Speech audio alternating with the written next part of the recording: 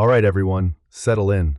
Tonight, we're delving into a topic a little less philosophical and a lot more greasy: medieval junk food. Yes, even in a world without fast food chains, vending machines, or hot dog carts, people still found ways to snack. And let me tell you, some of it was delicious, some of it was disturbing, and all of it was profoundly medieval. So before you get comfortable, please take a moment to like this video and subscribe, but only if you genuinely appreciate what I'm creating here.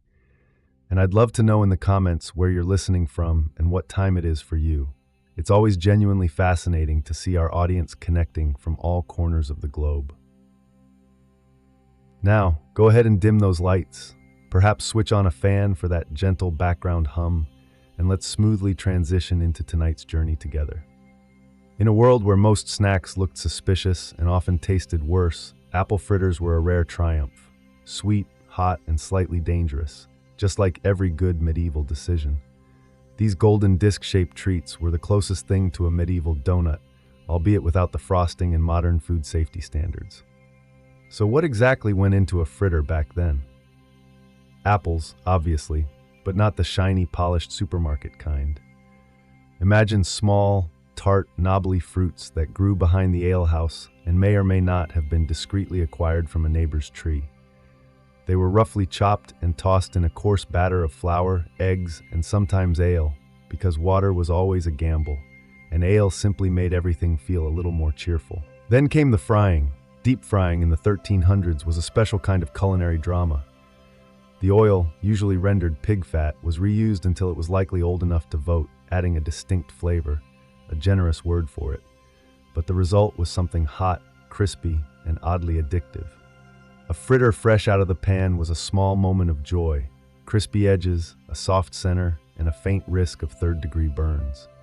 If you were lucky and wealthy, it might be dusted with imported sugar, a luxury that also served as a social flex. For everyone else, a drizzle of honey or spiced syrup did the trick. Either way, it was sweet enough to distract you from the rest of your diet, which largely involved cabbage pretending to be other things. Fritters were quintessential street food. You'd grab one at a fair, after church, or on market days when you craved a treat and didn't mind a little grease on your tunic. Kids adored them, adults loved them, and birds incessantly tried to steal them. They were fun, fast, and just indulgent enough to make you forget about the pickled turnips waiting at home. And yes, sometimes they were overcooked, or the apples were more sour than sweet, or the batter was suspiciously chewy. But when they were good, they were truly exceptional. One bite in, and you suddenly understood why people put up with medieval life. If apple fritters were the medieval version of a donut, then cheese curds were, well, kind of the medieval popcorn. Bite-sized, slightly squeaky, and wildly inconsistent. They weren't flashy, they didn't melt, and they didn't stretch. In fact, they barely did anything at all, and that was their perfect charm. Let's be clear, medieval cheese wasn't aiming for Instagram glory. It was made quickly, eaten even faster, and expected to endure long journeys, questionable storage, and the occasional goat stepping on it. Cheese curds were essentially baby cheese, the early, fresh bits before the wheel hardened into something that could double as a building material. These small clumps of dairy joy were a natural byproduct of the cheese-making process. Farmers would separate milk into curds and whey using rennet, which sounds sophisticated until you realize it came from the stomach lining of a baby animal. But hey, it worked. The curds were lightly pressed, salted, and then that was it. Cheese curds, sometimes soft, sometimes rubbery, sometimes they audibly squeaked on your teeth as if they possessed their own personality. But they were filling, portable, and oddly satisfying. In a time where a snack usually meant old bread or cold broth, curds felt like a true win. Monks loved them, travelers packed them, and kids would devour them like candy, assuming the cows had been cooperative that week. You could fry them, crumble them over stews, or simply eat them by the handful while pretending not to smell like the inside of a barn. Unlike many medieval foods, cheese curds didn't require a celebration or feast. They weren't reserved for holidays or saints' days. They were simply there, comforting, familiar, mildly chewy, the reliable friend who always shows up, never overperforms, but is strangely dependable when everything else falls apart. Did they sometimes taste a little off? Sure, Freshness was a spectrum in the Middle Ages, but with enough salt and enthusiasm, most people didn't complain. Besides, in a world without refrigeration, your standards naturally adjusted. So no, cheese curds weren't glamorous, but they were simple, hearty, and just indulgent enough to qualify as a treat in a pinch. They were also excellent for bribing cats and small children. Turnips are emphatically not dessert. Let's just begin there. But in the medieval world, where sugar was prohibitively expensive, apples weren't always in season, and creative desperation was a major food group.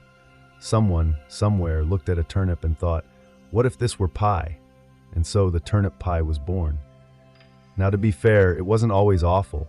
Sometimes it was even somewhat palatable. Picture mashed turnips, hopefully tender, blended with a bit of egg, and perhaps some honey or dried fruit if the cook was feeling generous. This mixture was then baked inside a sturdy crust made of flour, water, and ambition. The result, surprisingly edible. At best, it was warm, a little sweet, and possessed that vaguely comforting root vegetable meets pudding vibe. At worst, it tasted like someone had mistaken livestock feed for a baking ingredient and simply rolled with it. Turnip pies were popular for two primary reasons. Turnips were inexpensive, and pie crust could effectively conceal a multitude of sins. Whether the turnips were overripe, undercooked, or suspiciously bitter, once you baked them into a pie and added a drizzle of honey, it transformed into peasant cuisine with aspirations. Was it cheesecake? No, but it tried, and in medieval Europe, trying counted for a lot. You'd find these pies at fairs, feast tables, and in particularly enthusiastic monasteries where the monks had a little too much time and a lot of extra root vegetables. Some recipes incorporated spices, nutmeg if the abbey was wealthy, pepper if the cook was chaotic. Occasionally, raisins made an appearance, which only confused people further. Nobles didn't typically consume turnip pie unless they were slumming it for amusement or feigning relatability to the common folk for political reasons.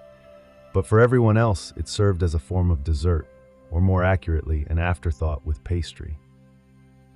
And yet, despite its questionable logic, the turnip pie endured. People tolerated it, or at least they didn't dislike it enough to stop making it. It was cheap, filling, and mildly sweet, which for medieval food made it basically revolutionary. If the medieval world had a comfort food MVP, it was undoubtedly the meat pasty, a handheld pie generously stuffed with seasoned meat, encased in a folded crust, and baked until it was golden brown or slightly scorched. Essentially, it was a medieval hot pocket, minus the microwave and plus a genuine sense of danger.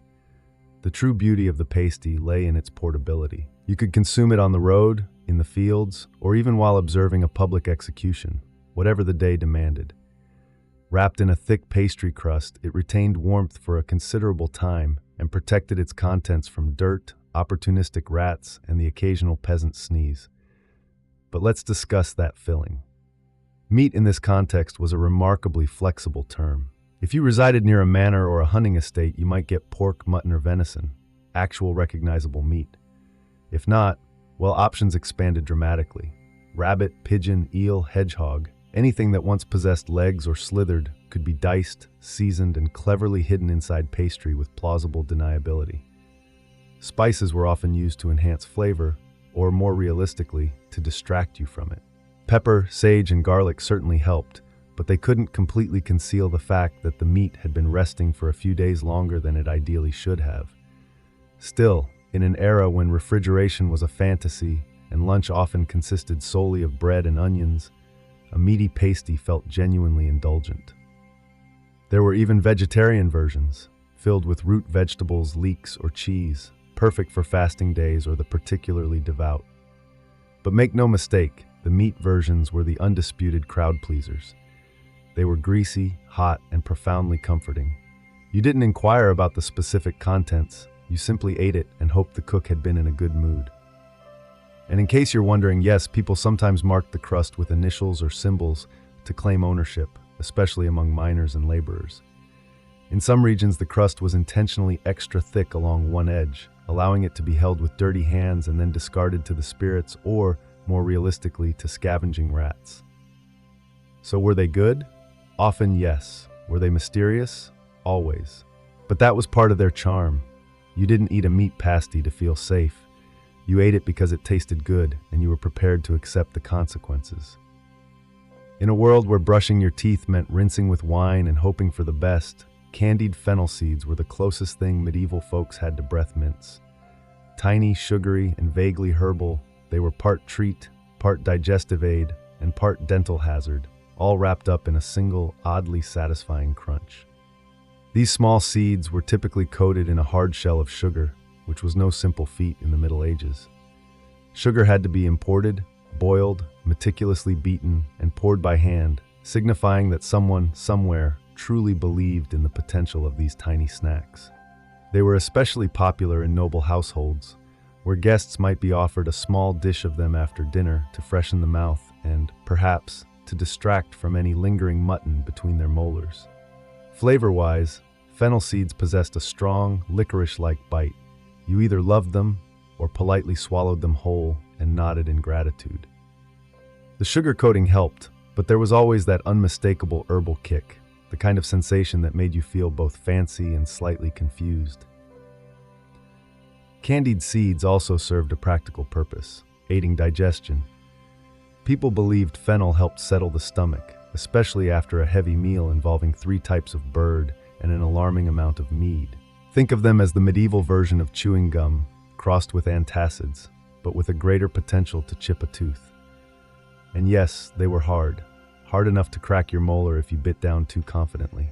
You didn't casually chew candied fennel seeds. You cautiously tested one first, gently bit down, slowly listened for cracking sounds, and then fully committed. It was a risk-reward situation every single time. While the wealthy popped them like medieval breath mints, common folk occasionally managed to acquire knockoff versions, usually involving honey, crushed herbs, and a healthy dose of vague optimism.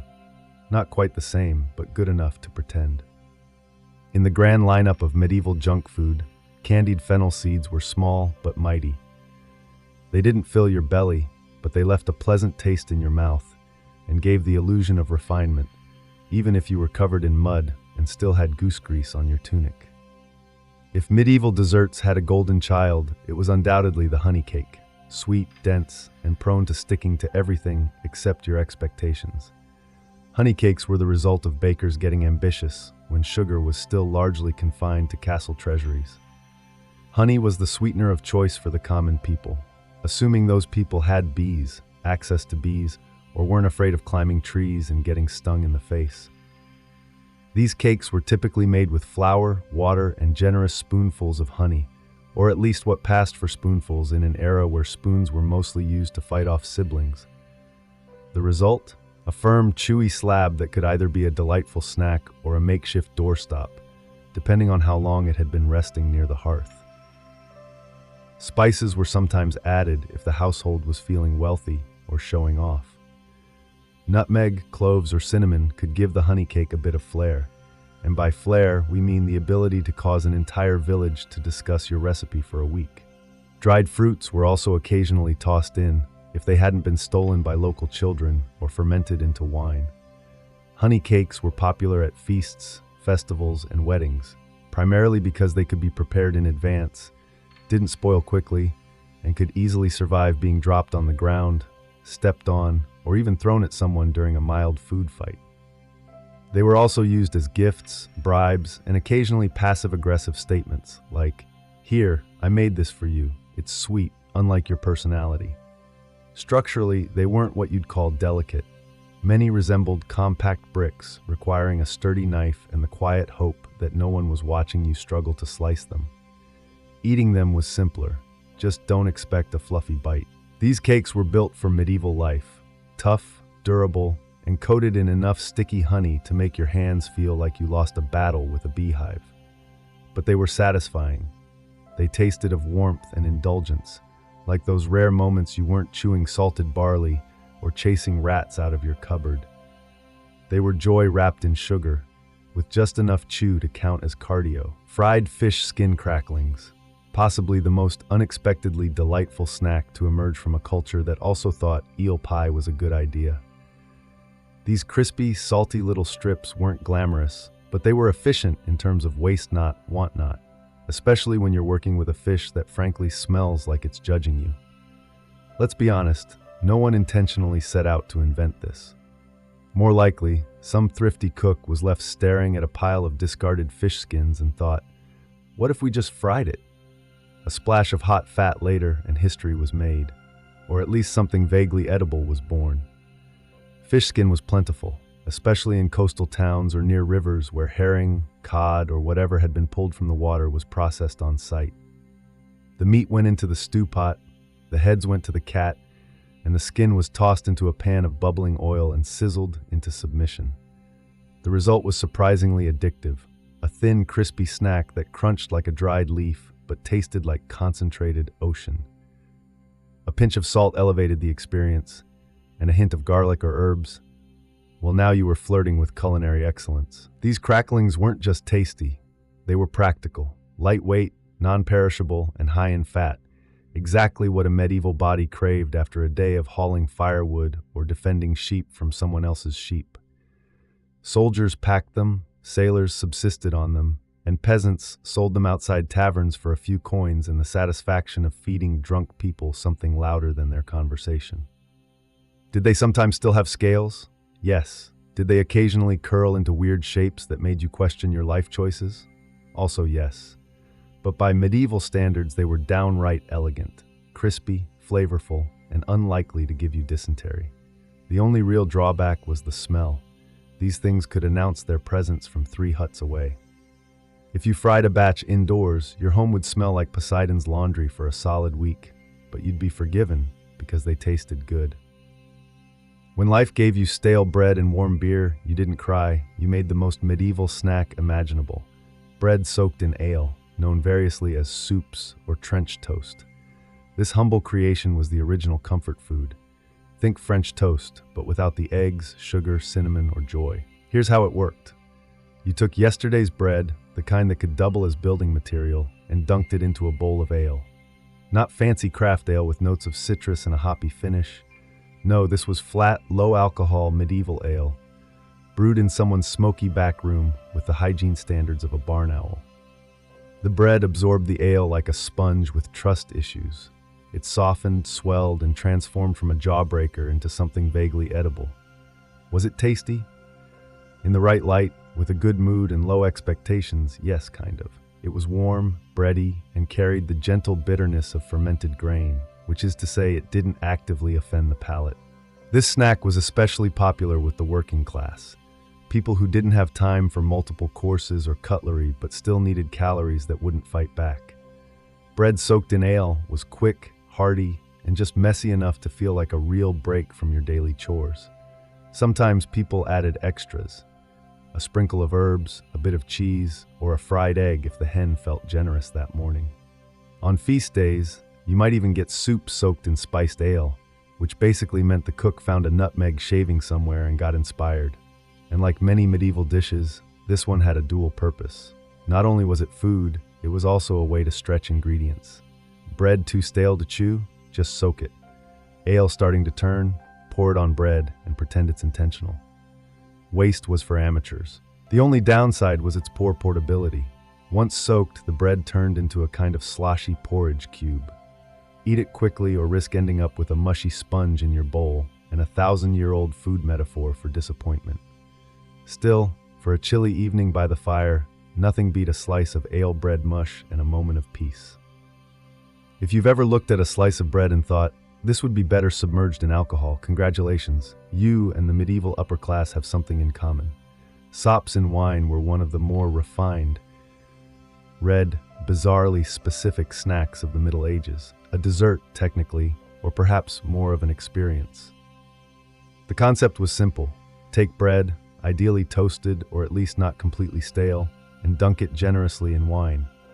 Not just any wine, of course, but usually mold-sweetened or spiced wine. Something warm, fragrant, and barely concealing the fact that it had been sitting in a clay jug since last harvest.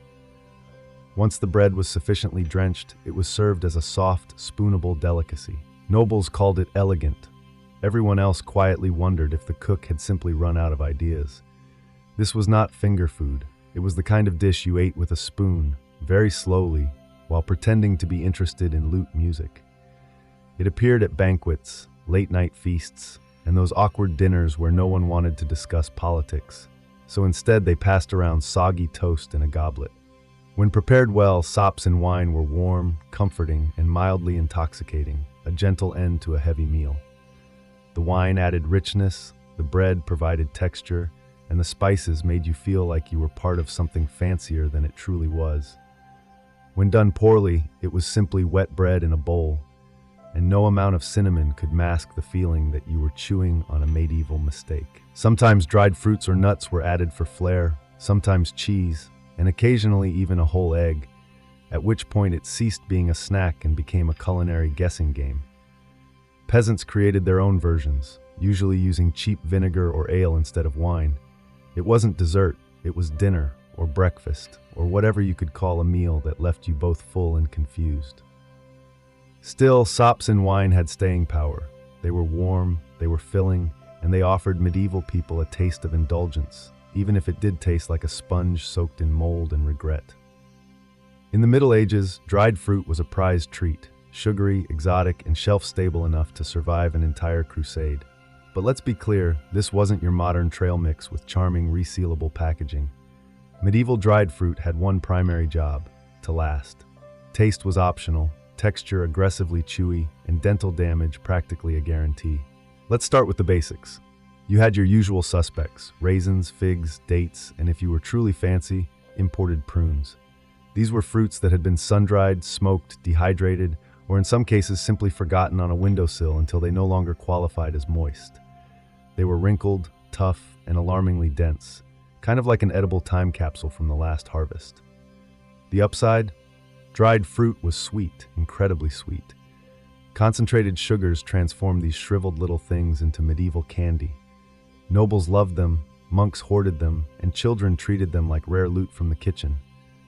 The downside? Chewing them was like battling your own jaw muscles. Figs came with seeds that doubled as medieval dental floss, and dates were sticky enough to glue your molars together. Raisins stubbornly clung to your teeth for hours. There was no such thing as snacking quietly. Still, dried fruit had its moments. It was used in pies, added to porridge, or chopped up and mixed into honey cakes to create the illusion of variety.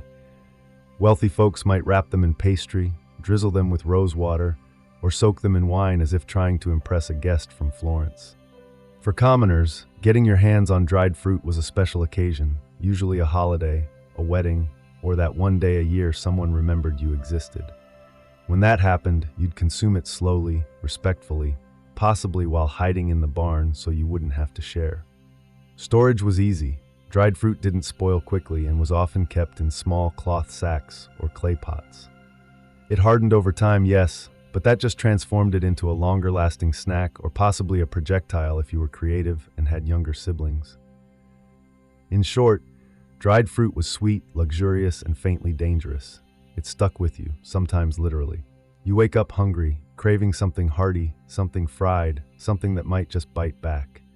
Enter the blood pudding ball, a medieval snack so dense, so bold, so unapologetically iron-rich, it makes modern sausage rolls seem like timid breadsticks. Born out of the noble tradition of utilizing every part of the animal, these savory spheres were living proof of waste not, want not, even if what you're not wasting is blood. Let's break down the preparation. First, you collect fresh animal blood, usually pig, though honestly any blood would suffice in a pinch. You then mix it with oats, onions, suet, that's beef fat, and spices. Once that morbid porridge reaches just the right level of grim stickiness, you shape it into balls and fry them in sizzling fat until the outside crisps up as if it has something to prove. The result? Dark, crispy orbs of protein-packed sustenance with a rich, earthy flavor, which is code for you'll taste iron and mystery for the rest of the day. They were best served hot, fresh from the skillet, though sometimes they were consumed cold if your hunger outweighed your fear of congealed fat. Nobles might dress them up with pepper or serve them with eggs and ale. Peasants were simply content not to be chewing on boiled cabbage again. Blood pudding balls weren't elegant, but they were practical. Easy to carry, high in calories, and alarmingly filling. If you ate 2, you could easily skip lunch. If you ate 4, you were probably a blacksmith or trying to win a dare. These snacks were common at fairs, markets, and roadside stalls, where everything smelled of livestock and ambition.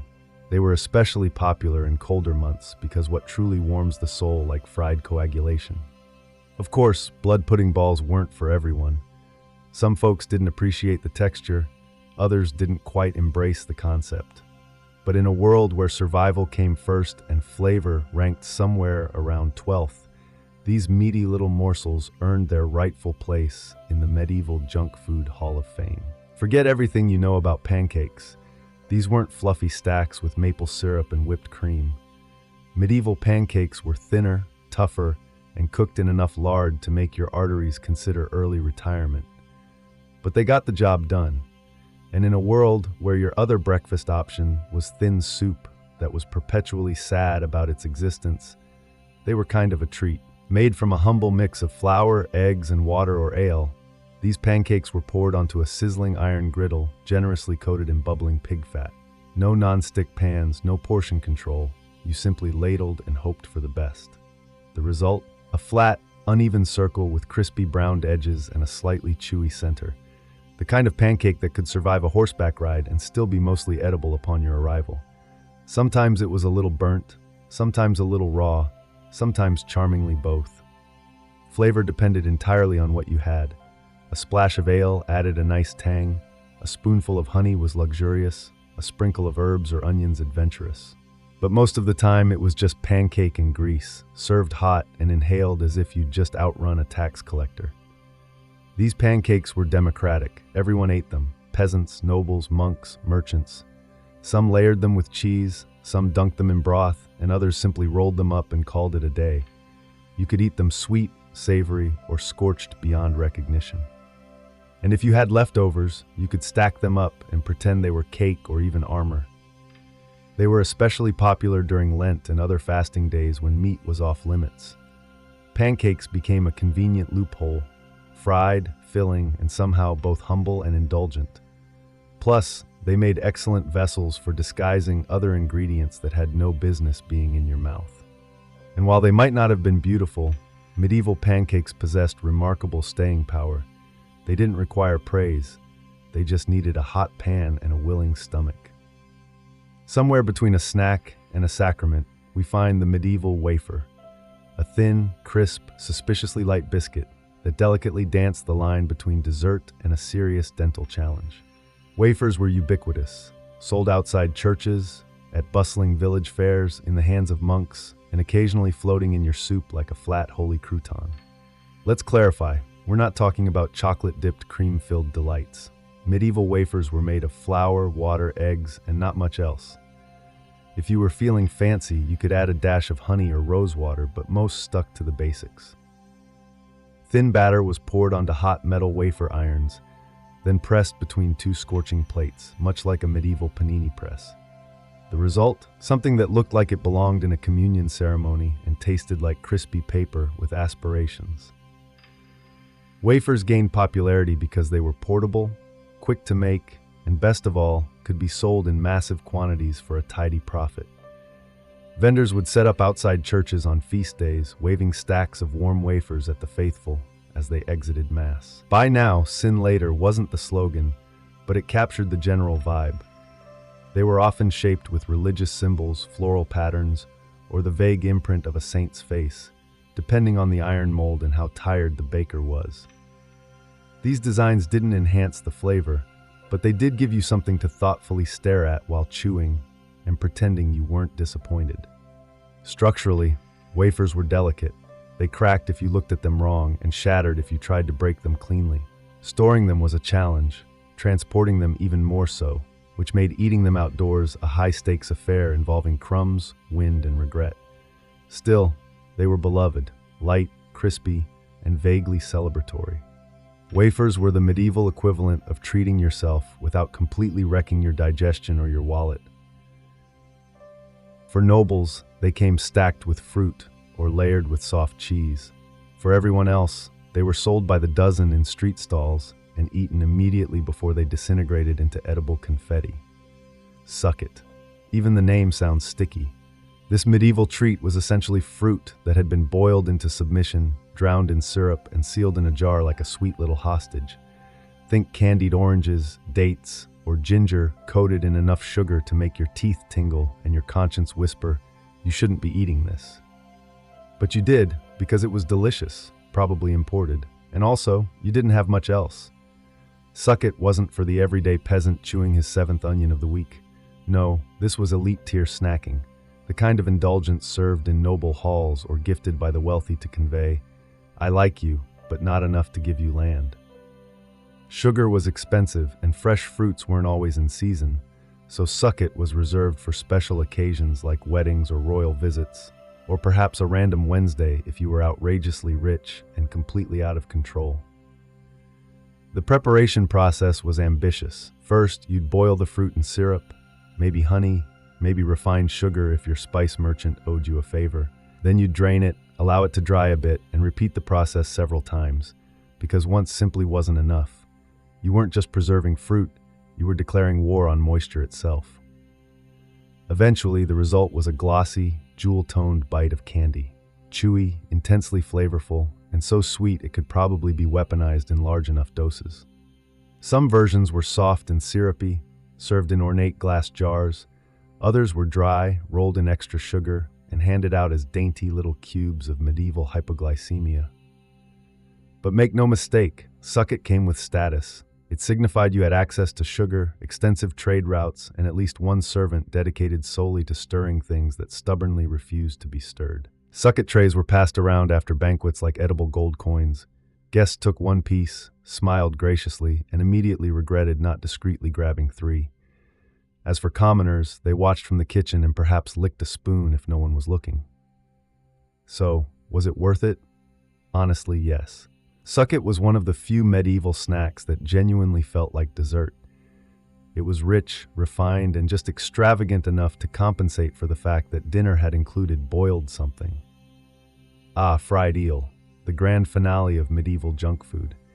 A dish so strangely beloved it journeyed from humble peasant hearths to opulent royal banquets without once pausing to ask, "Wait, am I really the best option here?" Yes, it was.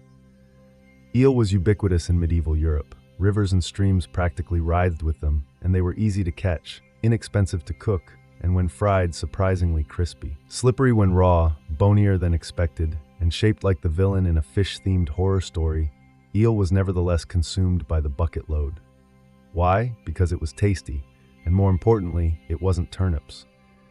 To prepare it, you'd first have to catch the eel, usually at night when they slithered through shallow waters like sentient noodles. Then came the unpleasant task of skinning them, which was less like preparing a fish and more like wrestling a wet rope that adamantly refused to die. Once subdued, the eels were chopped, seasoned if you were feeling bold, and tossed into hot fat until the skin crisped up and the meat firmed into something vaguely appealing. The finished product was a crunchy, savory bite with a rich, slightly oily flavor, like if calamari and chicken had an identity crisis in a tavern kitchen. Fried eel was served at fairs, feasts, roadside inns, and, believe it or not, during religious fasts. That's right, eel wasn't technically considered meat, so it slipped through the dietary loopholes like itself. Monks ate it, nobles flaunted it, and kings had it stuffed into pies and paraded across banquets like the sea serpent it always wanted to be. Sure, it had bones, lots of them, and yes, it occasionally wriggled long after death.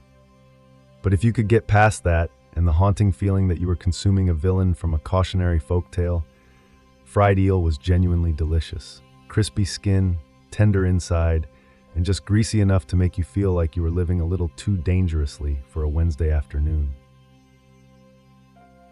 Today it might seem bizarre. Back then, it was a delicacy, a slippery little miracle that kept bellies full and menus delightfully weird.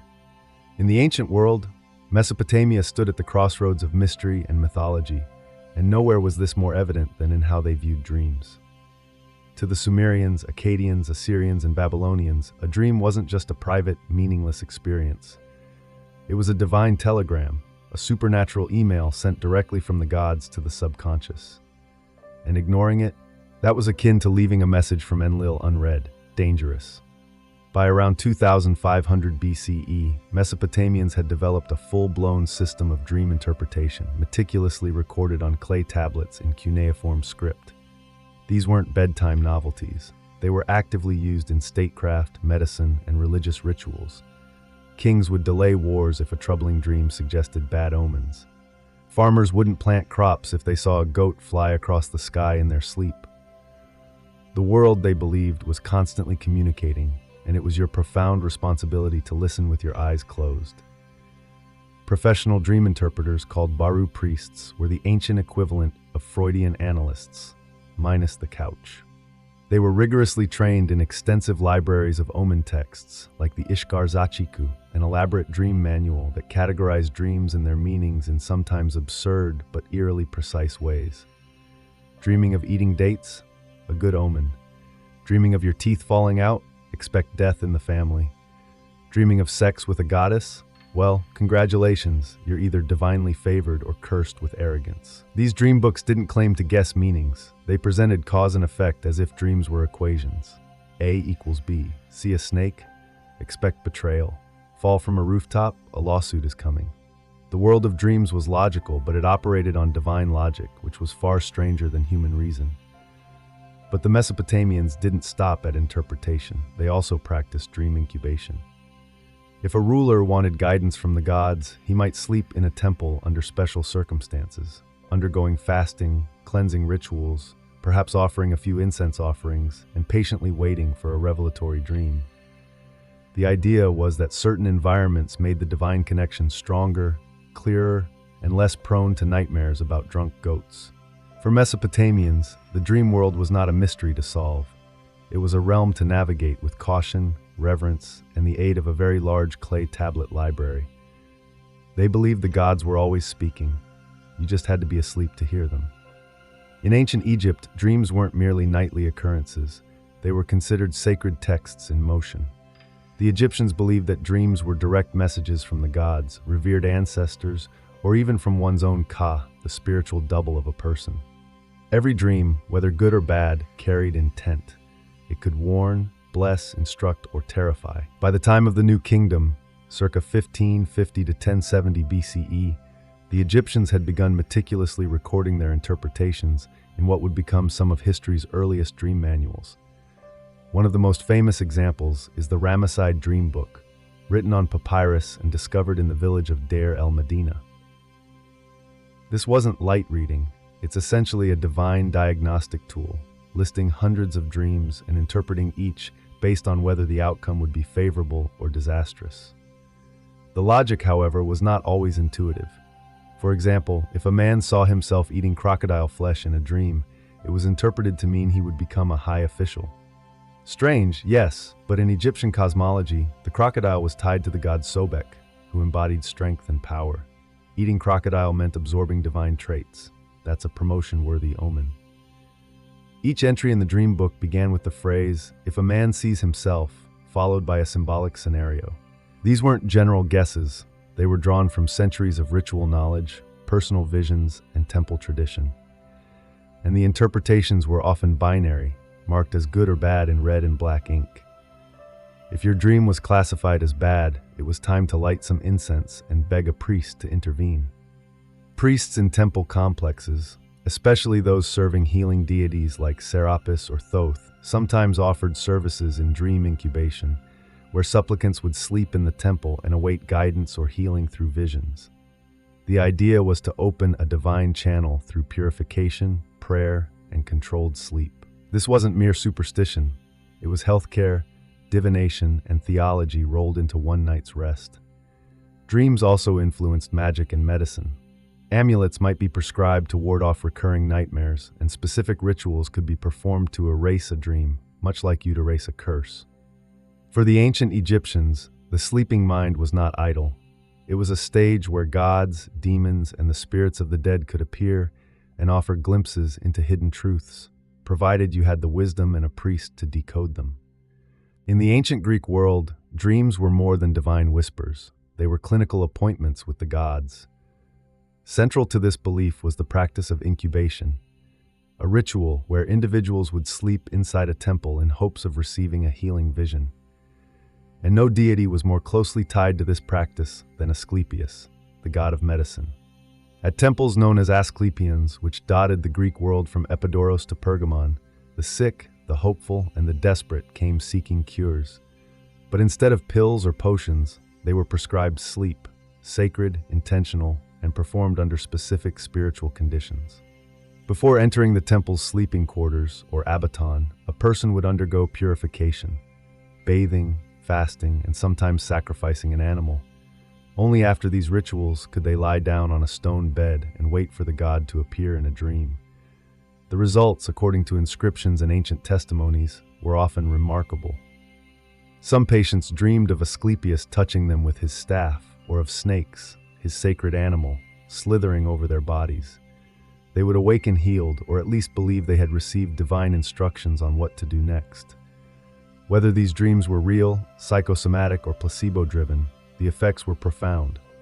Greek physicians, including Hippocrates, acknowledged the value of dreams in diagnosis. They didn't dismiss them as nonsense. In fact, they believed the body could reveal its state through symbolic visions. A dream of flowing water might suggest kidney issues. A dream of being crushed could point to a chest ailment. In Hippocratic texts, dreams were often classified as either natural or divine. Natural dreams were caused by diet, digestion, or emotional stress. Divine ones were a whole other category, direct messages from the gods or the cosmos. But not all dream interpreters wore white robes and carried scrolls. The oneirocritai, or dream readers, were the real stars of the public square, using dream manuals, omens, and an enormous supply of interpretive flair to translate dreams into warnings, blessings, or instructions. The most famous of these guides was the Oneirocritica, written by Artemidorus of Daldis in the 2nd century CE, a book still studied centuries later.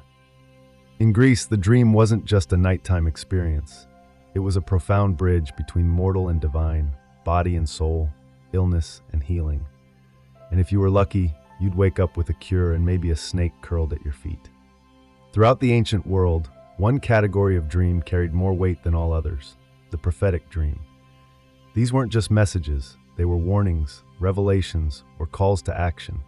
For cultures spanning Mesopotamia, Egypt, Greece, and beyond, prophetic dreams were sacred transmissions from a higher plane, direct links to gods, fate, or the mysterious mechanisms of the cosmos. In the ancient Hebrew tradition, prophetic dreams were a recognized and respected channel of divine communication. The Old Testament is filled with examples. Think of Joseph, son of Jacob, who dreamt of sheaves of wheat bowing before his own, a potent symbol of his future rise to power. Later, as an interpreter of Pharaoh's dreams in Egypt, he predicted 7 years of plenty followed by 7 years of famine. That one dream of cows, fat and thin, altered the course of Egypt's economy. Joseph didn't just read dreams. He became a national strategist by doing so. Likewise, in Mesopotamia, kings often received dreams that foretold victory, disaster, or divine favor. The Assyrian king Ashurbanipal claimed he saw the gods in his dreams, guiding him to success in war and governance. Prophetic dreams were seen as confirmation that a ruler had divine legitimacy, essential in a world where the line between king and deity was thin. The Greeks too recognized this prophetic potential. Dreams were categorized. Those from the subconscious were called inhypnia, but those that revealed truth were called onoroi alithanoi. These were not taken lightly. Before major decisions, founding a city, declaring war, launching a voyage, Greek leaders often consulted dreams or those trained to interpret them. Dreams were so revered that they had their own minor deities, the oneiroi, winged spirits who entered the sleeper's mind with messages from the gods. Even the Romans, typically more pragmatic, took prophetic dreams seriously. The Emperor Augustus was said to have dreamt of future glory, and even Nero consulted dream interpreters during his reign. Perhaps not enough, considering how that turned out. The Roman general Scipio Africanus, before decisively defeating Hannibal, reportedly had a dream of victory sent by the spirits of his ancestors. In ancient societies, prophetic dreams weren't side notes.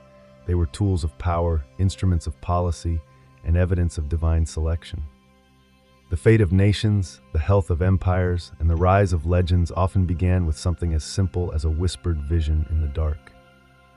While Greek Asclepian temples are the most famous, ancient dream incubation was not exclusive to Greece. In Anatolia, modern-day Turkey, dream healing thrived in a rich blend of Hittite, Phrygian, and later Greco-Roman traditions, with temples and sacred sites dedicated to facilitating contact with divine forces through sleep. The most fascinating example comes from the cult of Men, a Phrygian lunar god associated with healing, cycles, and naturally dreams. His temples often sat on hills facing the night sky, as if positioned to catch lunar messages beamed down into the dreams of supplicants. People suffering from physical ailments, spiritual unrest, or uncertainty about their futures would come to these shrines to practice incubation, ritual sleep, with the hope of receiving a curative or guiding dream. The process was similar to what we saw in Asclepian practices, but Anatolian incubation had its own unique twists. Worshippers would sometimes walk labyrinthine paths or sleep beneath celestial carvings, believing their proximity to sacred geometry would focus divine messages. Music, incense, and chant were often used to tune the sleeper's mind to the divine frequency. This wasn't sleep for rest, it was sleep as spiritual reception. Texts from the region also mention dream priests, spiritual specialists trained to guide and interpret these visions. Some would even seed dreams, suggesting imagery or symbols before sleep to subtly shape the encounter. For example, someone wanting a vision of their future child might sleep with a carved fertility idol under their pillow. If they dreamt of a lion, the priest might declare that a brave son was on the way. If they dreamt of rain, a daughter blessed by growth and wisdom. Hittite records also reference divine encounters in dreams, especially among royalty. Kings and queens received strategic advice, healing knowledge, and occasionally harsh warnings from the gods in their sleep. One dream reportedly instructed a queen to adopt a foreign goddess into her shrine, an early example of divine diplomacy. Dream incubation in Anatolia wasn't just personal, it was communal and cosmic. Pilgrims traveled long distances, often forming temporary healing communities bound not by blood, but by shared vulnerability and hope. And through sleep, they believed the gods could reset the course of their lives. In Anatolia, to dream wasn't passive. It was an act of ritual participation, where healing and prophecy flowed not from logic, but from the silent language of sleep. By the 2nd century CE, the ancient art of dream interpretation had matured into a disciplined craft, and one man took it upon himself to systematize it all. Artemidorus of Daldis, a Greek from Asia Minor. Artemidorus authored the Oneirocritica, the most comprehensive and influential dream manual of the ancient world.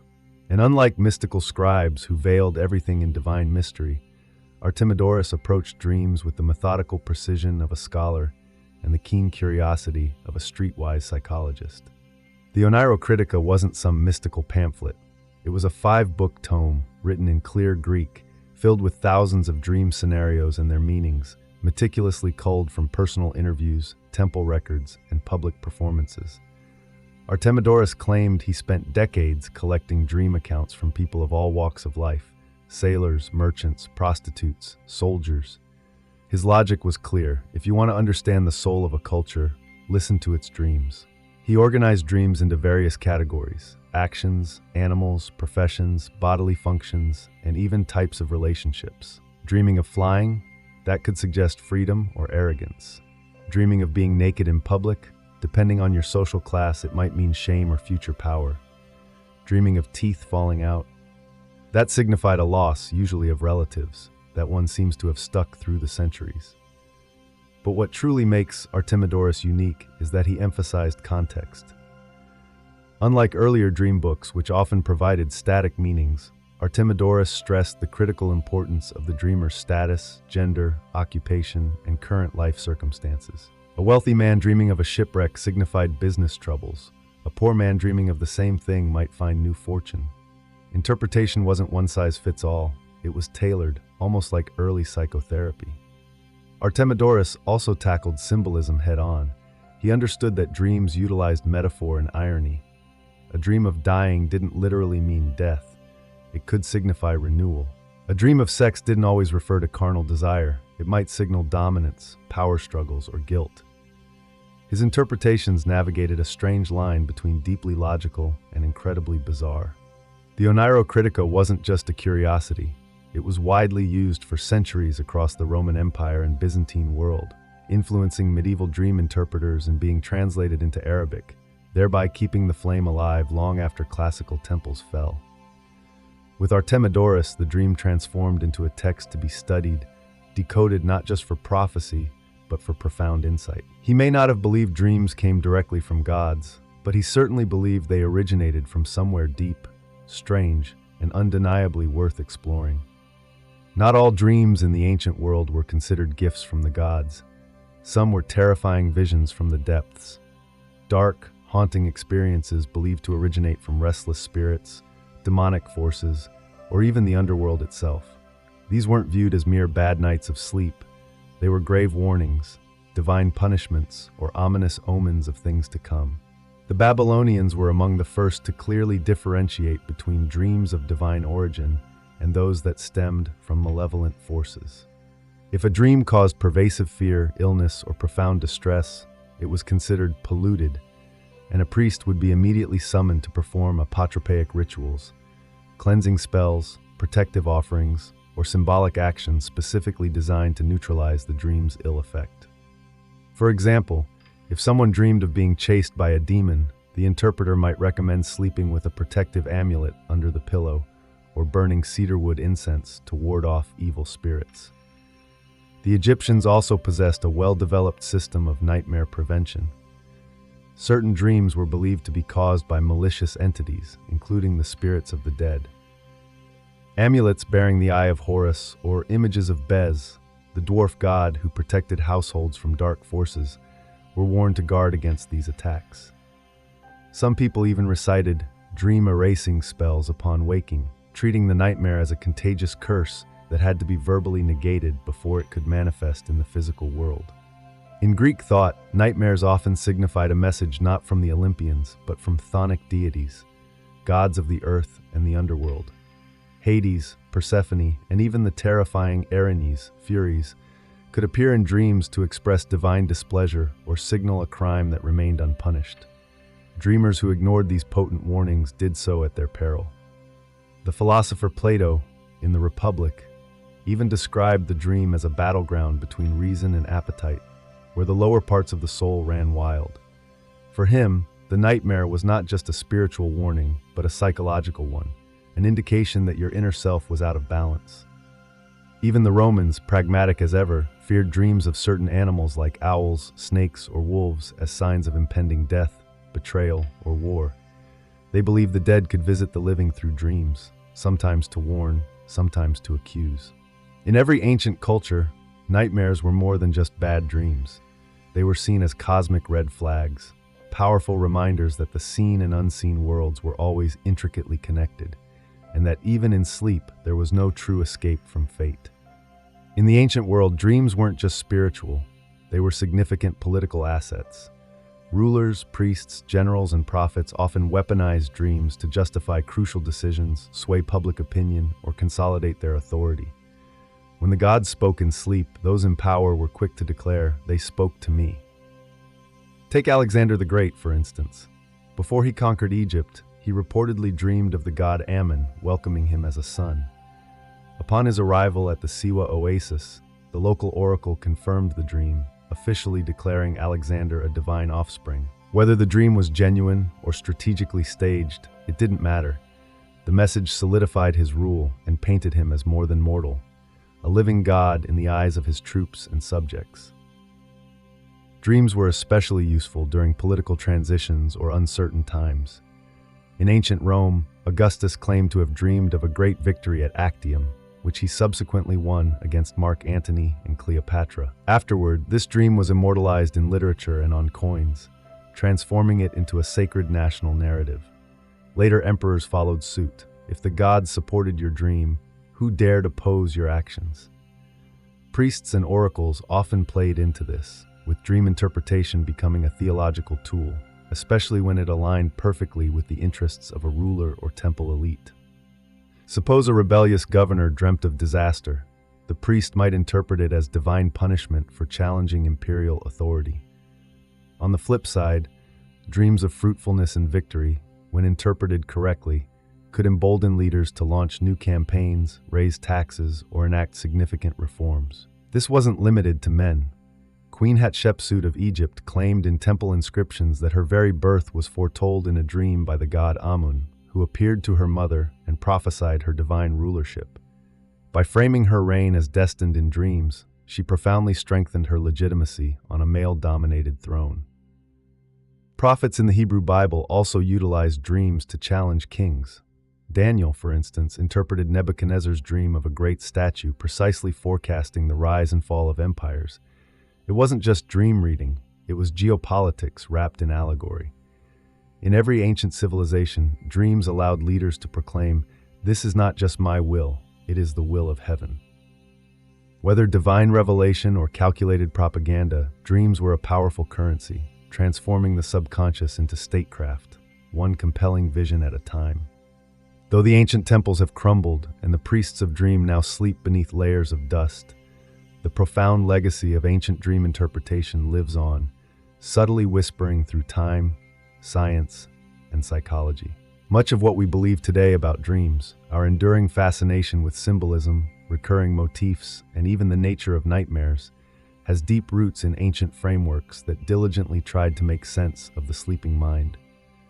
The medieval world inherited these traditions wholesale. Islamic scholars meticulously translated the Oneirocritica of Artemidorus into Arabic, refining and expanding upon it. In Islamic mysticism, dreams became deeply respected as crucial means of divine guidance. Meanwhile, Christian monks and theologians began carefully cataloging the dreams of saints and martyrs, visions that often predicted future miracles or divine justice. The same core structure remained: sleep as a portal to the sacred, dreams as veiled messages, and interpreters as the vital bridge between human and divine. Fast forward to the 19th and 20th centuries, and we encounter Sigmund Freud, who, despite explicitly rejecting religious interpretations, borrowed heavily from the symbolic structure pioneered millennia before. In The Interpretation of Dreams, 1899, Freud argued that dreams expressed repressed desires and fears, but he still utilized ancient tools like metaphor, symbol, and narrative. His protege, Carl Jung, went even further, describing the dream world as populated by archetypes, universal figures like the shadow, the hero, and the wise old man, eerily similar to figures one might find depicted in a Greek temple or a Babylonian omen list. Even modern neuroscience, while stripping dreams of their mysticism, still respects their inherent complexity. REM sleep, lucid dreaming, and the profound influence of trauma or memory on dream content. These ideas echo ancient notions that dreams reflect both the health of the body and the state of the soul. Pop culture, too, carries on this torch. From film and literature to tarot and New Age spirituality, dreams remain a source of endless fascination. Whether it's a horror film based on sleep paralysis or a dream journal app promising self-discovery, the ancient idea still pulses beneath the surface, that what we see in sleep profoundly matters. In the end, the ancients may not have possessed brain scans or sleep labs, but they understood something we still diligently chase today. Dreams are not random. They are stories, signals, or shadows whispered in the language of gods, ancestors, or ourselves. The fundamental question remains the same across time. What is your dream trying to tell you? In the mid-19th century, the United States was a country stretching at the seams. By 1860, California had been a state for a full decade, but it often felt more like a distant cousin than a true sibling. The eastern half of the country buzzed with burgeoning cities, ubiquitous telegraphs, and expanding railroads, while the vast western frontier remained rugged, remote, and painfully disconnected. A letter sent from New York to San Francisco could take 3 to 4 weeks to arrive, sometimes longer if severe storms, unforeseen delays, or cunning bandits interfered. And that was assuming it arrived at all. Mail routes at the time were as convoluted as they were inefficient. The most common path involved ships carrying mail down the Atlantic, across the Isthmus of Panama, and then back up the Pacific coast. A journey fraught with delays, tropical diseases, and logistical nightmares. Meanwhile, the overland route via stagecoach was agonizingly slow, perilously dangerous, and frequently bogged down by muddy trails, snowbound mountain passes, or attacks from outlaws and hostile terrain. This significant lag wasn't just an inconvenience. It was a profound political problem. The federal government worried that California, increasingly isolated, might drift away in spirit or loyalty. In an era where secession was already a dangerous possibility on the horizon, maintaining unity across the vast continent was not just ideal, it was absolutely urgent. Entrepreneurs and bold visionaries began floating audacious solutions, none bolder than the idea of creating a central relay system using the one thing the American West had in abundance: open land and exceptionally fast horses. If skilled riders could gallop across the country in rapid shifts, swapping horses at stations every 10 to 15 miles, just maybe, they could cut delivery time from weeks to a mere 10 days. It was an insane proposal. The proposed route would span nearly 2,000 miles from St. Joseph, Missouri, to Sacramento, California. It would traverse towering mountains, vast deserts, treacherous rivers, and territories that had barely been mapped. There would be extreme heat, freezing nights, and the ever-present danger of ambush. But if it worked, it would be the fastest communication line ever established between East and West.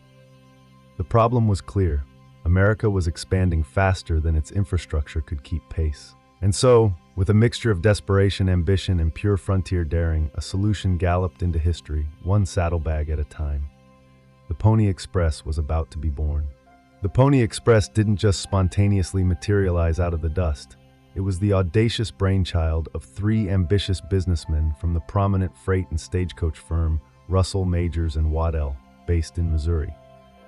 This trio, William H. Russell, Alexander Majors, and William B. Waddell, were already seasoned veterans in the demanding overland shipping world. Their company was responsible for hauling vital freight and government supplies across the wild American frontier. But in 1860, they set their sights on a far more radical and risky goal: drastically speeding up mail delivery to California in the shortest time possible. At the time, Russell in particular was under immense pressure.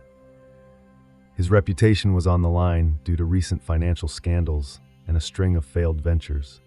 He perceived the Pony Express not just as a patriotic service, but as a personal redemption arc, a way to restore his name and gain favor with the federal government. If they could successfully prove their relay system worked, they hoped to secure a lucrative federal mail contract. Alexander Majors brought the crucial logistical brain to the operation. A devout and meticulously organized planner, he demanded unwavering discipline from his employees, even requiring riders and station masters to swear solemn oaths against drinking and cursing. He also developed a highly structured system for the express. Stations would be built every 10 to 15 miles, larger home stations every 75 to 100 miles, and the entire route would be maintained with military precision. William B. Waddell, the quietest member of the trio, provided the essential legal and financial backbone, while Russell was the charismatic salesman and Majors the operational genius. Waddell meticulously kept the books and ensured the company remained afloat, at least for a while. Together, the three poured hundreds of thousands of dollars into the venture. They acquired over 400 horses, hired more than 80 daring riders, and constructed roughly 190 stations across the most remote and challenging parts of the frontier. They fully understood it was a colossal gamble, and they knew the route would be grueling, but they also recognized that whoever successfully solved the communication crisis would earn a permanent, revered place in American history. And so, without any initial government funding, they launched the service themselves. It was a bold move, financially reckless, logistically insane, and yet profoundly symbolic of American grit and pioneering spirit. In April of 1860, the Pony Express was finally ready to ride. The relentless race against time and formidable terrain had officially begun. Creating the Pony Express route was akin to constructing a fragile bridge across an entire continent, with no safety net and almost no margin for error. The full distance spanned nearly 2,000 miles, stretching from St. Joseph, Missouri to Sacramento, California, through a dizzying array of diverse landscapes: rolling plains, imposing mountain ranges, high deserts, and dangerous river crossings. To make this audacious idea work, the founders established a meticulously planned chain of approximately 190 relay stations, strategically spaced every 10 to 15 miles, roughly the distance a horse could gallop at full speed before tiring.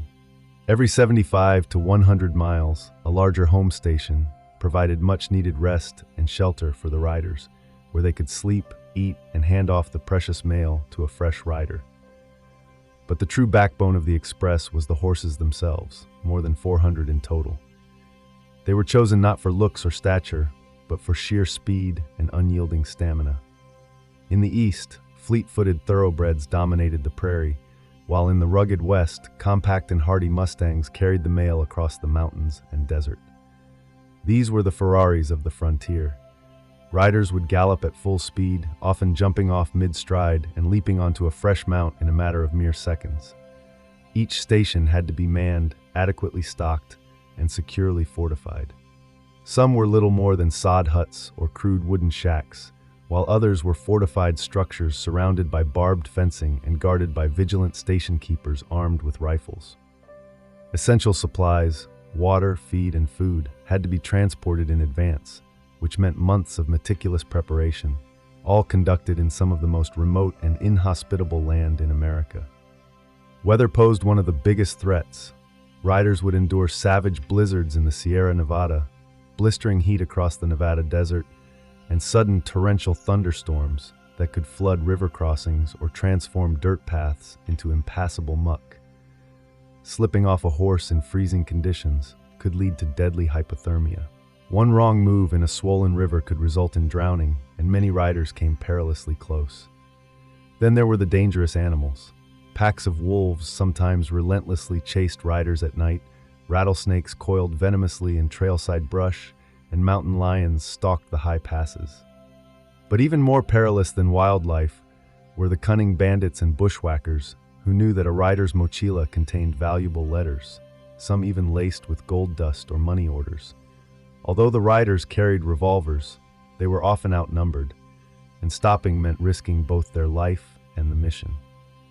Tensions with Native American tribes also escalated during the Pony Express's brief existence. The Paiute War in 1860, sparked by grievances over land, broken promises, and settler encroachment, led to several violent attacks on Pony Express stations. Riders were ambushed, station keepers were killed, and multiple stations were burned to the ground. The most famous episode occurred when Pony Bob Haslam galloped nearly 190 miles through hostile territory to deliver the mail, suffering wounds from arrows, but completing his route regardless. Even sheer isolation was a constant danger. Riders were often alone for hours, with nothing but their horse, their weapon, and the looming dark. A broken leg, an injured horse, or a missed station could mean dying alone in the vast wilderness, never to be found. And yet, despite all this, the system admirably endured. Mail was occasionally delayed but rarely lost. Riders were sometimes wounded, but they almost always made it through. In 18 months of operation, only a handful of men were tragically killed on the job. The Pony Express wasn't a romanticized fantasy of the Wild West. It was a brutal, often terrifying reality. But in surviving these immense dangers, the riders became living legends, powerfully proving that even the most unforgiving terrain could be tamed, if only for long enough to deliver the mail. In a land where vast distances meant isolation, the Pony Express stitched together a fragile thread of connection, one hoofbeat at a time. On April 3, 1860, the Pony Express made its historic debut in St. Joseph, Missouri. A crowd gathered at the stables of the Pikes Peak Stables building, buzzing with palpable excitement. The inaugural rider, most likely Johnny Fry, though historical records are somewhat disputed, mounted his horse, took the leather mochila, a specially designed mail pouch, and dashed off westward at breakneck speed. The crowd cheered, cannons fired, and just like that, a new chapter in American history thundered to life. The mailbag Fry carried weighed around 20 pounds, filled with letters, newspapers, and telegrams bound for California. A telegraph message had already been wired from Washington, D.C., and would now travel the remainder of the way on horseback, symbolically uniting cutting-edge technology with raw human effort. At the very same moment, a counterpart in Sacramento rode eastward, launching the bidirectional relay. Between them lay nearly 2,000 miles of unforgiving wilderness, 190 stations, and some of the harshest terrain North America had to offer, and they planned to traverse it in just 10 days. Each rider on the route carried the mochila from one station to the next, leaping off a lathered horse and onto a fresh one in under 2 minutes. The mochila was ingeniously designed. It had 4 locked pouches and could be quickly slipped over the saddle horn without unstrapping anything, because speed was everything. Riders were expected to maintain a furious pace of 10 miles per hour, even in the dead of night, through driving rain, blinding snow, or hostile territory. Despite the inherent chaos, the first ride succeeded. The mail from Missouri reached Sacramento in 9 days and 23 hours, a triumphant achievement. Newspapers hailed it as a miracle of modern communication, and the legend of the Pony Express was born almost overnight. Though only a few letters rode in that inaugural mochila, the symbolic impact was immense.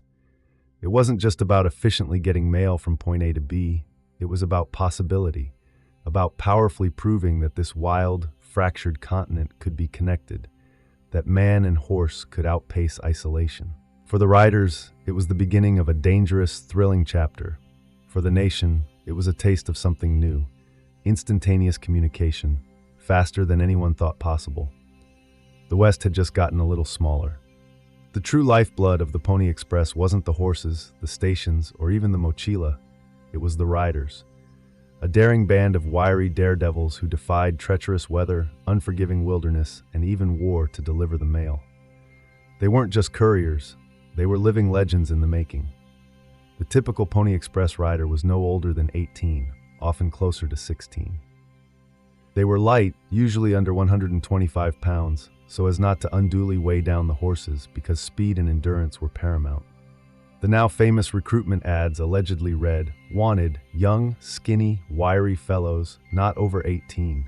Must be expert riders, willing to risk death daily. Orphans preferred."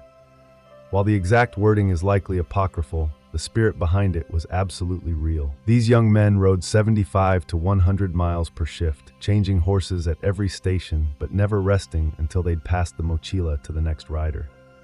They often rode through the dead of night, enduring torrential rain, blinding snowstorms, or scorching heat.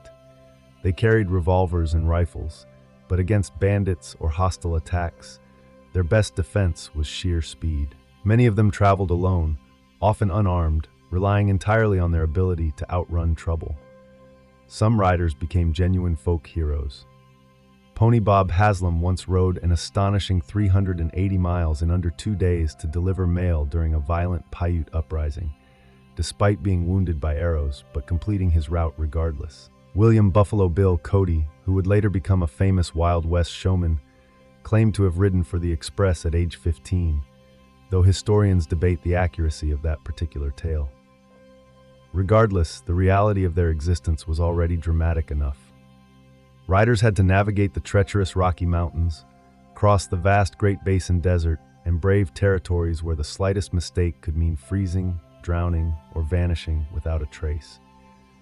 And yet, despite all this, the service maintained an astonishing reliability rate. Mail was occasionally delayed but rarely lost. Riders were sometimes wounded, but they almost always successfully made it through. In 18 months of operation, only a handful of men were tragically killed on the job. The Pony Express wasn't a mere fantasy of the Wild West. It was a brutal, often terrifying reality. But in surviving these immense dangers, the riders became enduring legends, powerfully proving that even the most unforgiving terrain could be tamed, if only for long enough to deliver the mail. Though the Pony Express operated for only 18 months, its impact on the United States was swift, far-reaching, and undeniably profound.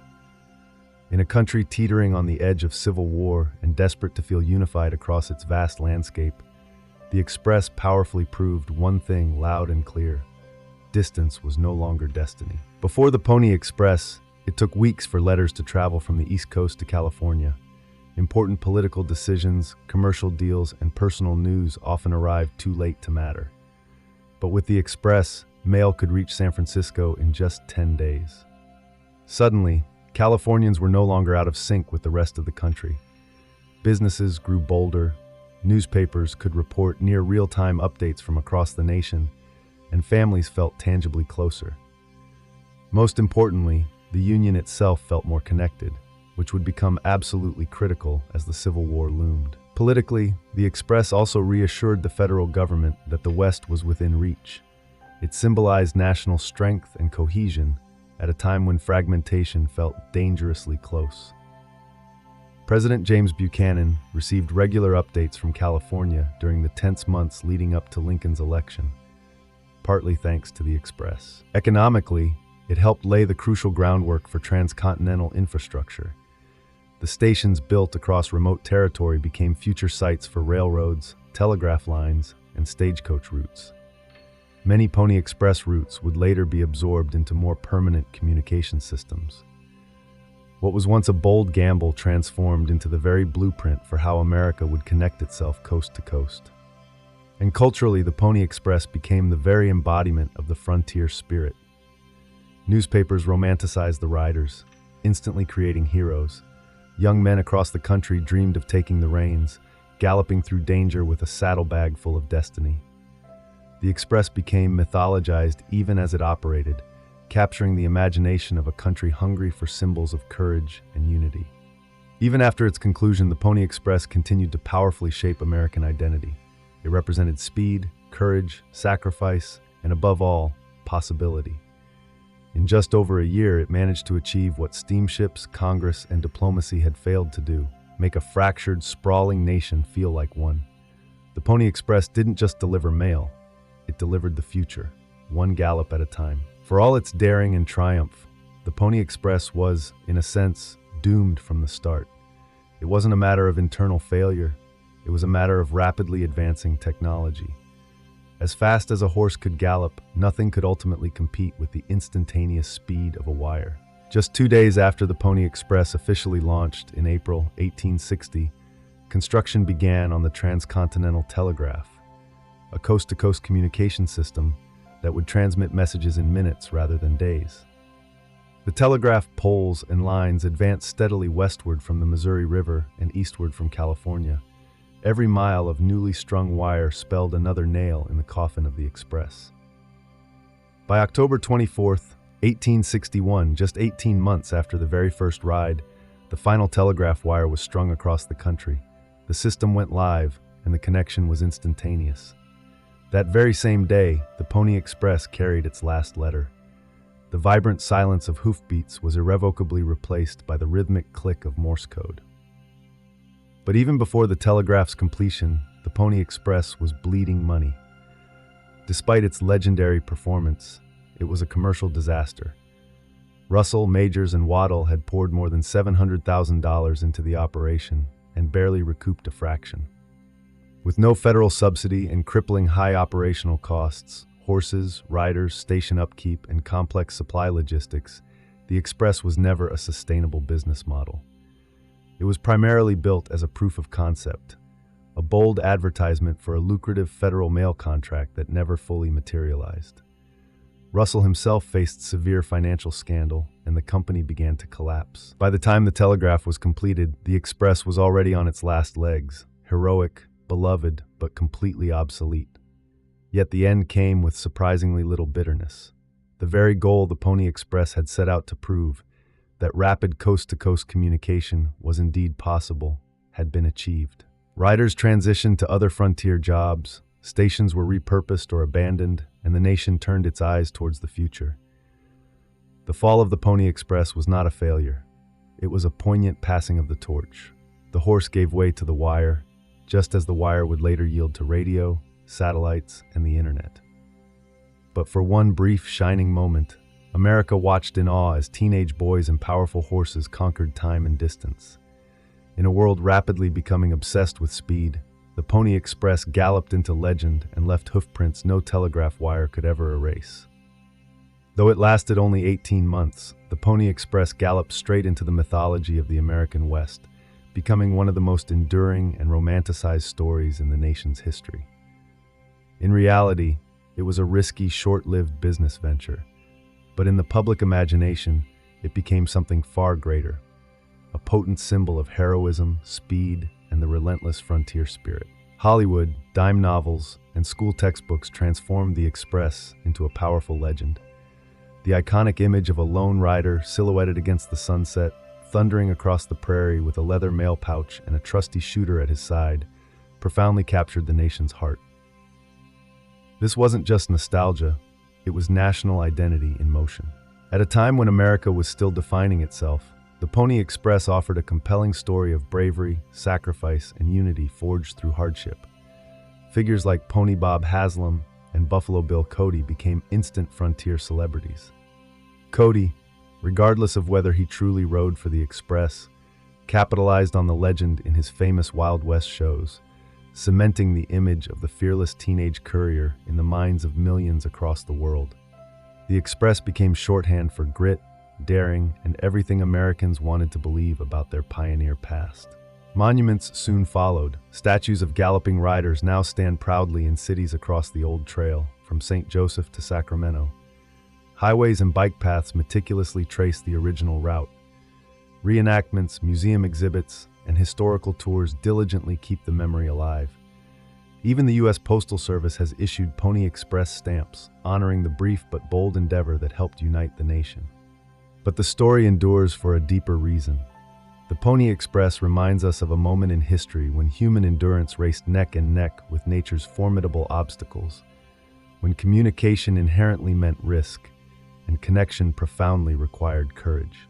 It tells us that speed once came not from satellites, but from sheer determination and a willingness to ride through snow, desert, and darkness with nothing but a horse and a dream. In our age of instant messages and sprawling global networks, it's easy to forget just how challenging effective communication once was. The Pony Express stands as a powerful tribute to those who bridged impossible distances, not with fiber optics or electricity, but with raw muscle, unyielding grit, and a pounding heartbeat.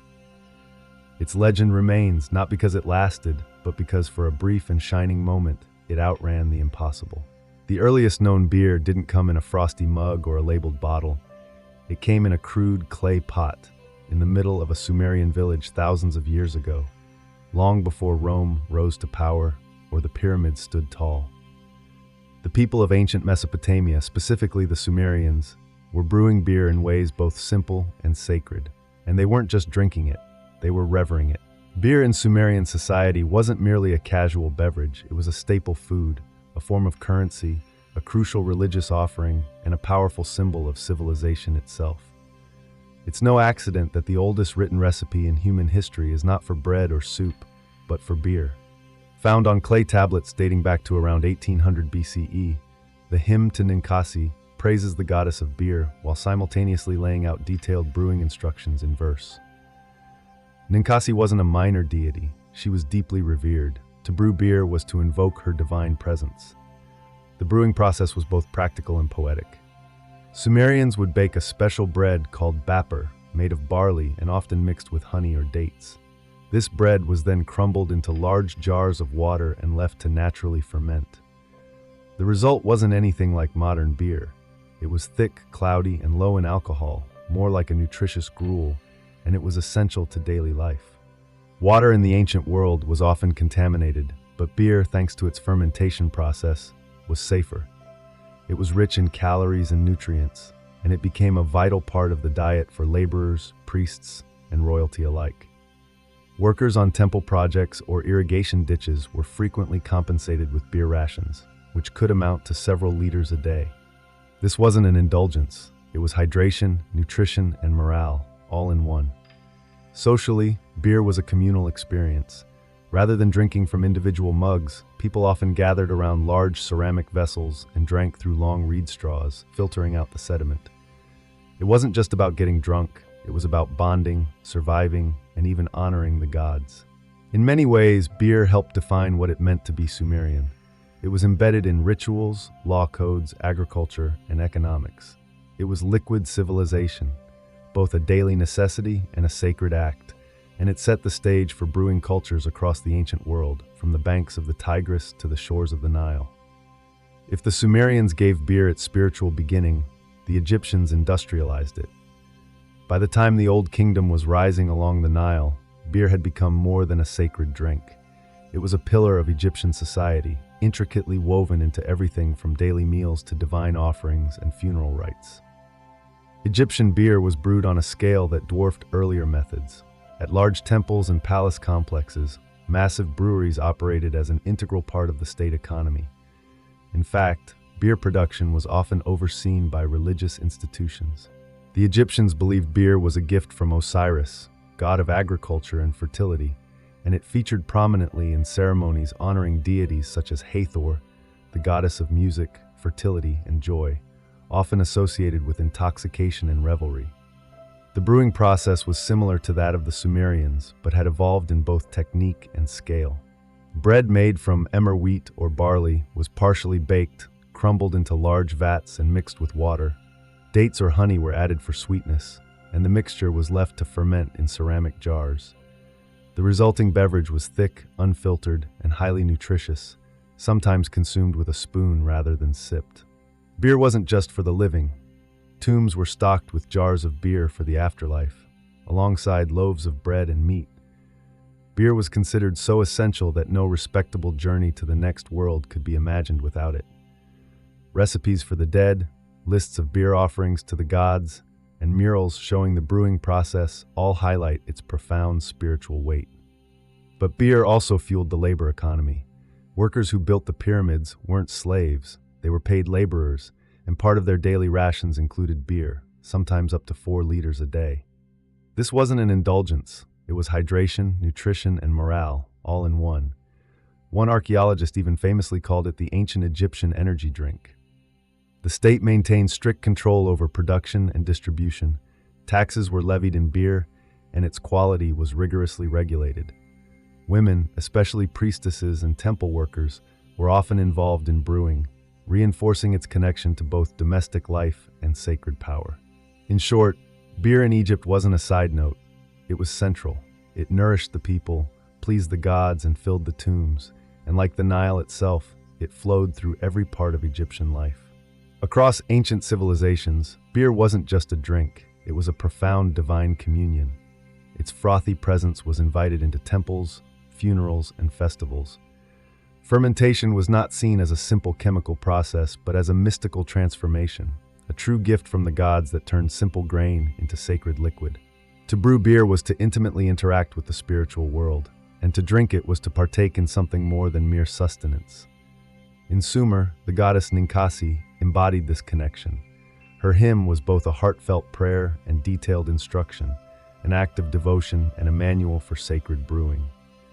Rituals likely began with chants to invoke her presence before fermentation commenced.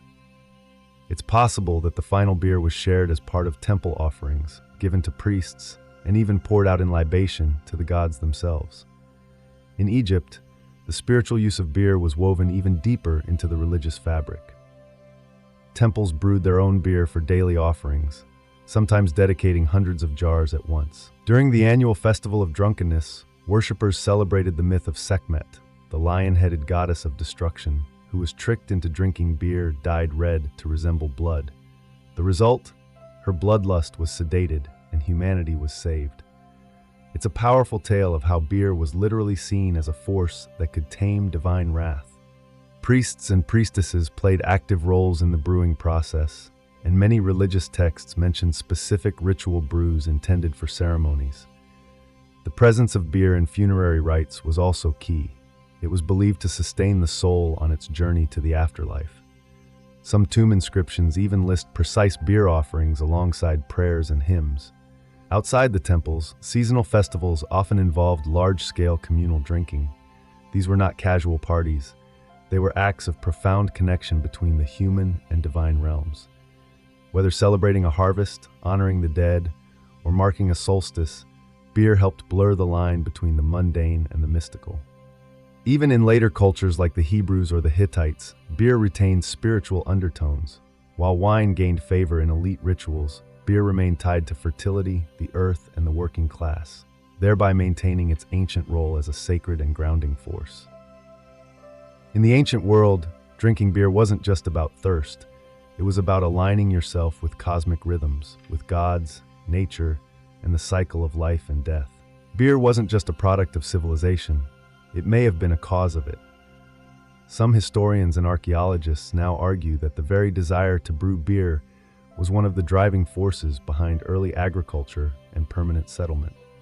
While grain was certainly cultivated for bread, the compelling possibility that humans began systematically cultivating cereals in part to make beer is gaining increasing scholarly support. If true, beer isn't just a byproduct of civilization, it's one of its foundational pillars. In ancient Mesopotamia, where organized farming first took root, evidence suggests that barley, one of the earliest domesticated grains, was prized not just for food, but for its fermentable sugars. Once harvested, barley could be stored, ground, and used in both bread and beer production. And unlike water, which was often polluted, fermented beer was safe to drink and could be stored longer.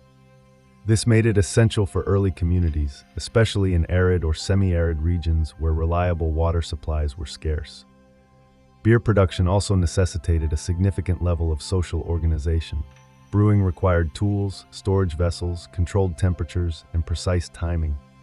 This naturally encouraged division of labor, technological innovation, and even early scientific understanding. Clay tablets demonstrate that ancient brewers understood fermentation processes well enough to consistently replicate them. No small feat in an age without thermometers or yeast packets. In urban centers like Uruk and Babylon, breweries became an integral part of state and temple economies. Rations of beer were regularly distributed to workers, soldiers, and bureaucrats. Taxes could be levied in grain or beer, and because beer was intrinsically tied to both the economy and religion, its production was closely monitored and regulated. This meant that brewing contributed directly to the rise of bureaucracy, meticulous record-keeping, and standardized weights and measures. Beer was also instrumental in the growth of extensive trade networks. Regions with surplus grain and brewing knowledge exchanged beer, ingredients, and brewing tools with neighboring cultures.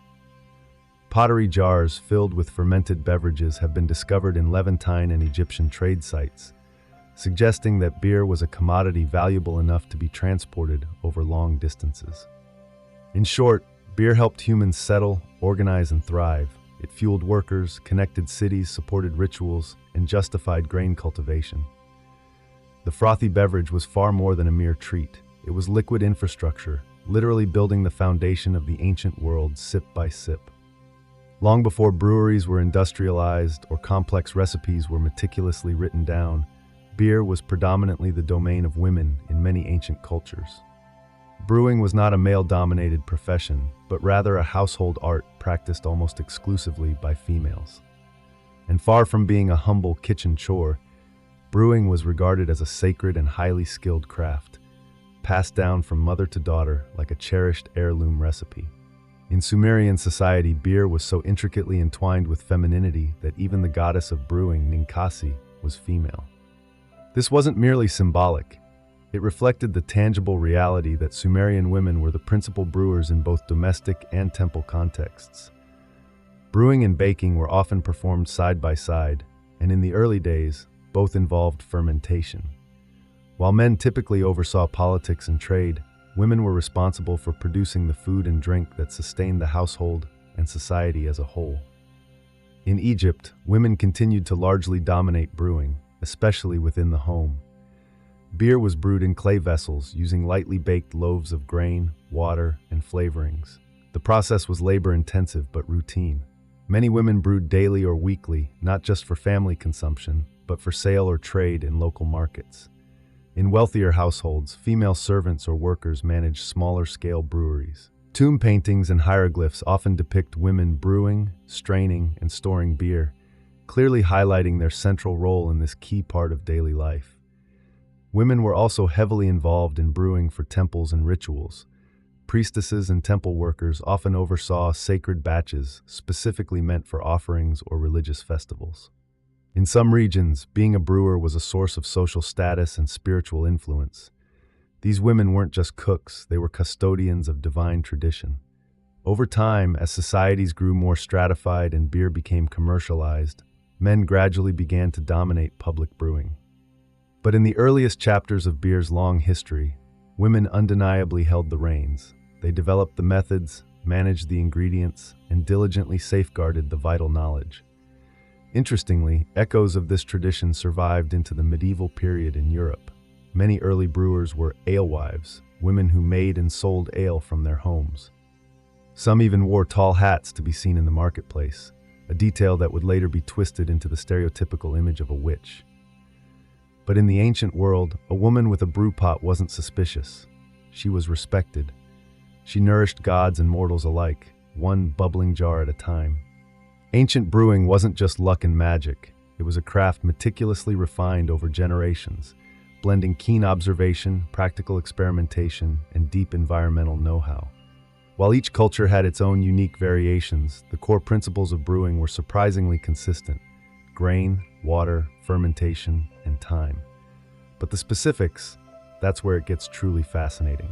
The primary grain used across much of the ancient world was barley, though emmer wheat was also common, especially in Egypt.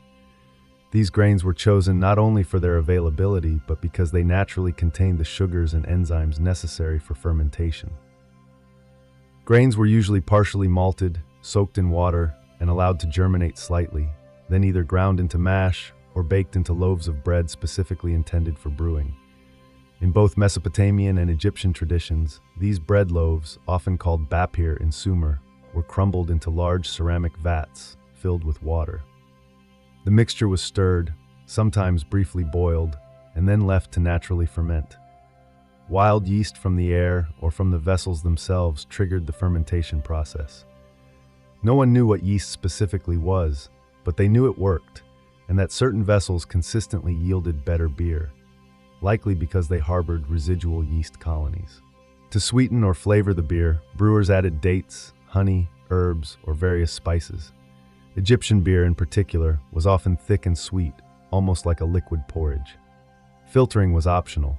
Some versions were consumed with straws to avoid sediment, while others were so nutritious that beer was considered a meal in itself, especially for laborers and the poor. Temperature played a key role. In hot climates like Egypt and Mesopotamia, brewers timed their work carefully and utilized cool storage pits or shaded courtyards to control the environment.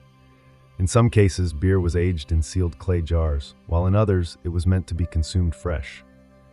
Brewing tools included large clay vessels, wooden paddles, woven sieves, and sometimes stone hearths for heating. Everything was made by hand, and every batch was slightly different, but the fundamental knowledge was passed down orally or ritually preserved through repetition, song, and prayer, like the famous hymn to Ninkasi. Far from primitive, ancient brewing techniques were sophisticated adaptations to local climates, available grains, and cultural preferences. They reflect not just culinary skill, but an intimate relationship with nature, time, and transformation. A kind of alchemy where simple grain and water became a sacred social elixir. As beer became central to daily life, its role expanded far beyond the household or temple. In many ancient civilizations, beer was not merely a beverage. It was currency, a valuable commodity, and a crucial economic engine. From workers' wages to state taxes, beer was intricately woven directly into the very fabric of ancient commerce. In Mesopotamia, beer was a key component of the ration system.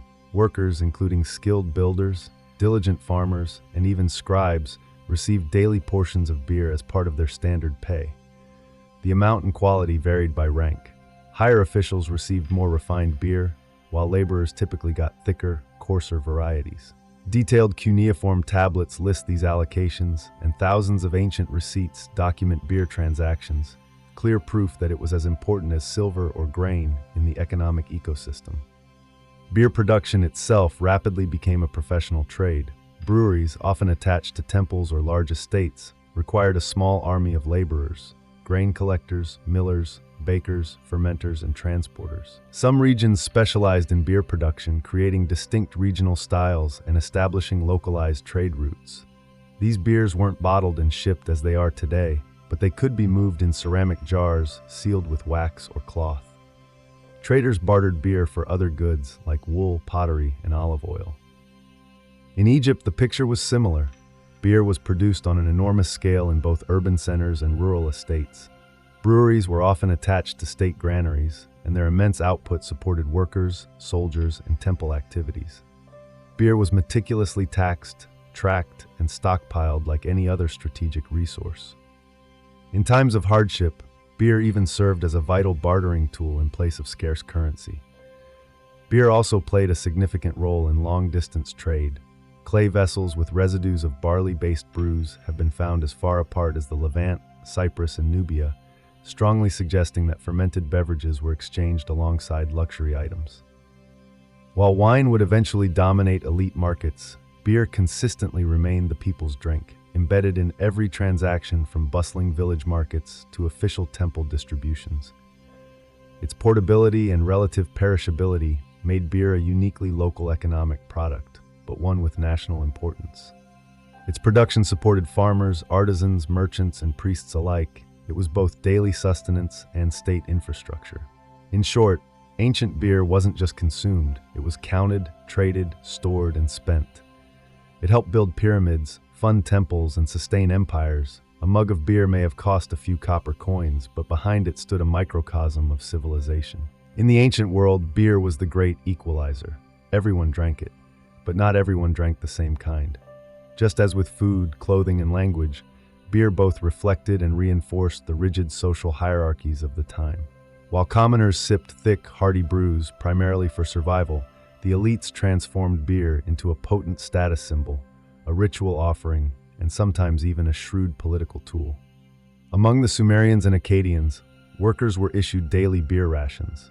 Their brews were dark, unfiltered, and dense, more akin to a stew than a clear drink, but incredibly nourishing. These were functional beers, specifically designed to sustain laborers in hot, arid conditions. Yet even here, there was variation. Some tablets mention at least 9 distinct types of beer, ranked by quality and purpose. The better versions were often reserved for scribes, priests, or administrators, clearly showing that beer was already being used to delineate class lines. In Egypt, the contrast was even starker. While everyday Egyptians drank a thick, staple beer made from emmer wheat and flavored with dates, the wealthy enjoyed refined brews, lighter, sweeter, and sometimes meticulously filtered. Tomb paintings depict nobles with elegant goblets of golden beer, seated under swaying palm fronds while servants poured from graceful jars. For the upper classes, beer was not just sustenance, it was an aesthetic experience. Pharaohs and their families received beer offerings daily, often alongside wine and bread. These libations weren't mere tradition, they reflected immense power.